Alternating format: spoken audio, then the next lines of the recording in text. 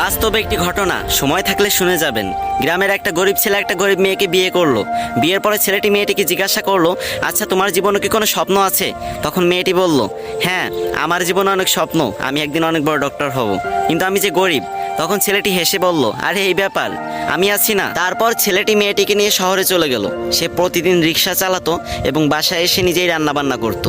এদিকে মেয়েটি পড়াশোনা করতে লাগলো। এরকম করতে করতে মেয়েটি একসময় ডক্টর হয়ে গেল। ছেলেটি এই খবর শুনে খুশিতে আত্মহারা হয়ে গেল এবং সে সেই ছেঁড়া কাপড় পরেই মেয়েটির সাথে দেখা করতে চলে গেল। মেয়েটি যখন তার বন্ধু বান্ধব নিয়ে কলেজ থেকে বের হচ্ছিল, তখন ছেলেটি সবার সামনে গিয়ে মেয়েটিকে বলল, জানো আজকে না আমি অনেক খুশি, আজকে তুমি ডাক্তার হতে পেরেছো। তখন মেয়েটির বান্ধবীরা জিজ্ঞাসা করলো, এই এ কে রে? তখন মেয়েটি বলল, আরে আমি চিনি না, হয়তো কোনো ভিক্ষুক টিক্ষুক হবে।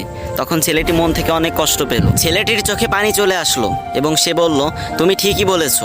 তুমি জানো আমি তোমার পরীক্ষার টাকা জোগাড় করতে গিয়ে ভিক্ষা পর্যন্ত করেছি। আজ তুমি আমাকে চিনতে পারতেছো না? আমি তোমার স্বামী। এ কথা বলার সাথে সাথে মেয়েটি ছেলেটিকে একটা থাপ্পড় মেরে দিল এবং বলল, তোর সাহস তো কম না, তুই তখন থেকে যা ইচ্ছা তাই বলে যাচ্ছিস। আর আমি একটা ডাক্তার, তোর মতো ফকির আমার স্বামী হতে যাবে কেন? ছি। এরপর মেয়েটির একটি চাকরি হলো, আস্তে আস্তে টাকা পয়সা বাড়ি গাড়ি সবকিছুই হলো, কিন্তু ছেলেটা গরিব রয়ে গেল। কি বুঝলেন? ওই যে গ্রাম বাংলা একটা কথা আছে না, ভালা মানুষের দাম নাই, উপকারীরা বাঘে খায়।